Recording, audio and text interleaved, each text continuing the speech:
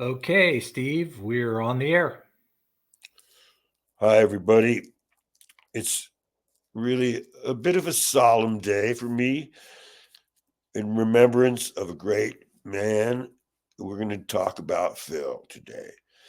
And here's a shot of Phil and I in 1972 at the Grand Hotel. We're out on the balcony, and Ramrod grabbed a shot of us.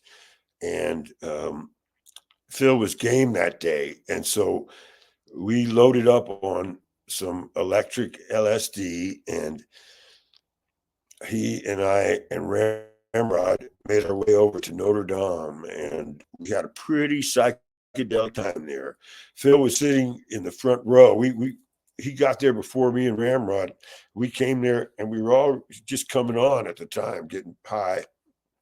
And I sat down next to Phil. He was in the front row of the pews, and he was staring at this giant stained glass window that was beautiful mandala. And he and I were looking at it, and I said, "How are you doing?" And he said, "Good." And he said, "I'm trying to make that spin. You want to help me?" And so we sat there for a while staring at it to try to make it spin. And I think it started to move for me a couple of times.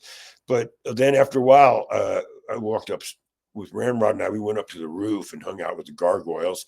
And then we met up with Phil later at the Louvre and had a great time. But uh, that Europe 72 was a great trip, and Phil was at his finest over there. God, he was fun. And we had such a great time talking about all the European history we knew and going to these places that we've read about our whole lives.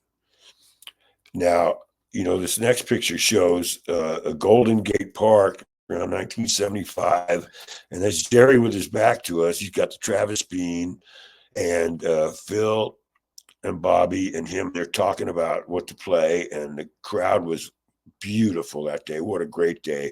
I remember it well.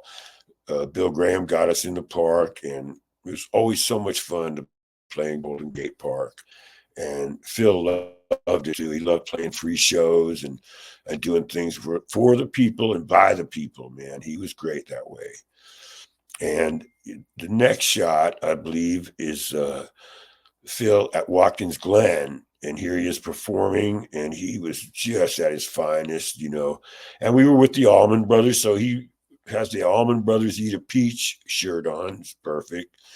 And these really are beautiful to see, and they take me back, and I think about what a rich, great life I've had, and he was a part of it, and such a big part of it.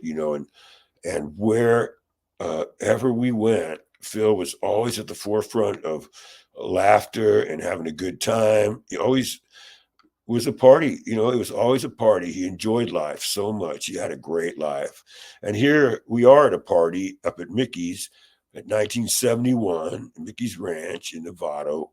And of course, there's Phil and Crosby, David Crosby, and uh, David Freiberg, and we were all buddies. And there I am hanging out, and I'm really cherish this picture because it captures a moment of our youth and our happiness. We were all having a good time that day out there. And Bill would love to hang out. He'd always come to all our events and our parties. And this was a party day. We had lots of them, thank goodness.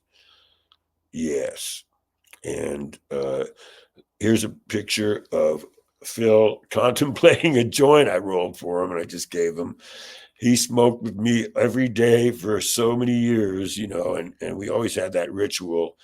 And we would all say 420, but he always had, his was 10 to 6 in the land of Zonk. And that's something that he told me he came up with when he was working in the post office in Las Vegas for a while.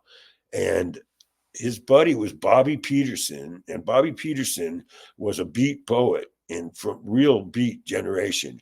And so there's Bobby right there. And we all lived in Fairfax for a while. And so Phil and Bobby would come over when I was trying to learn about the beat generation. Phil and Bobby Peterson would come over, and they would tell me all about it because they lived it much closer Phil was 10 years older than me, and he was the oldest of all of us. And they wrote Pride of Cucamonga together, Bobby and Phil. And Bobby was a poet, like I say, and he had great stories.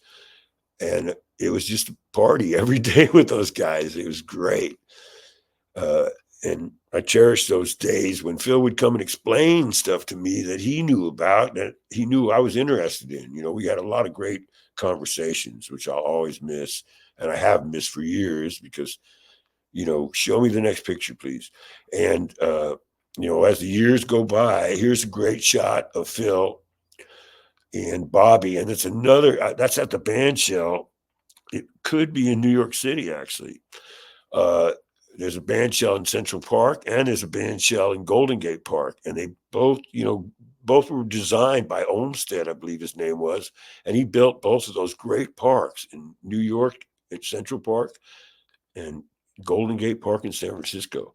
Now, judging by those microphones, I'm going to say that it's in San Francisco.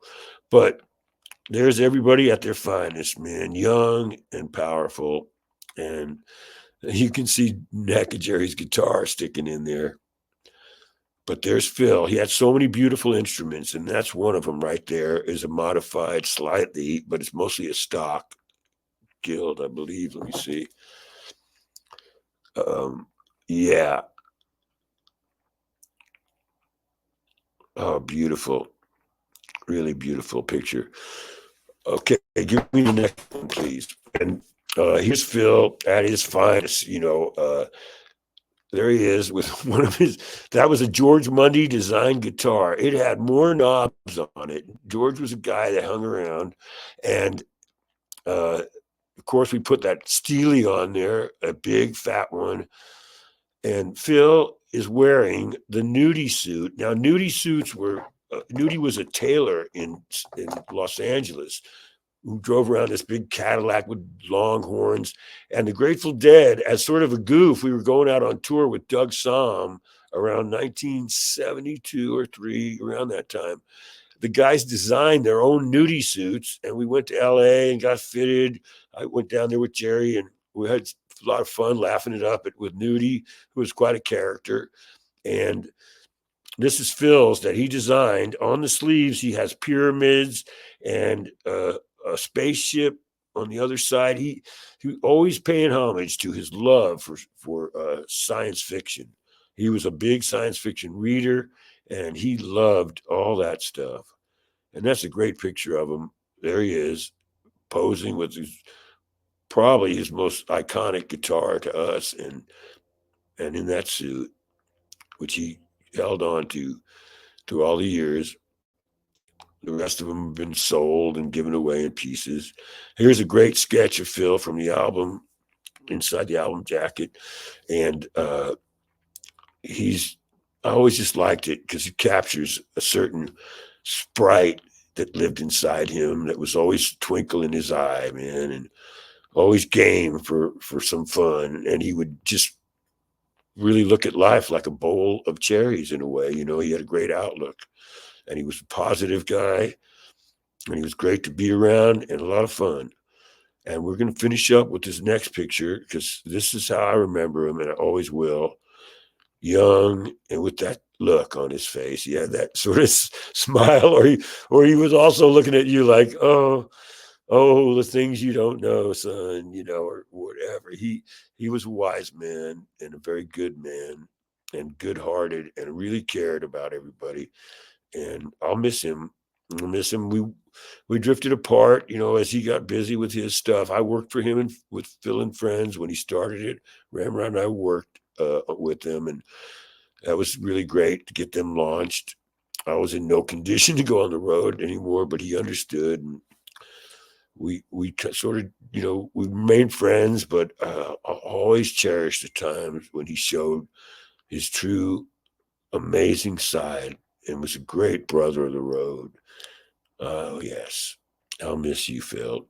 And good travels and good journey because I know you can handle it all. And thank you all for listening. And yeah, right on.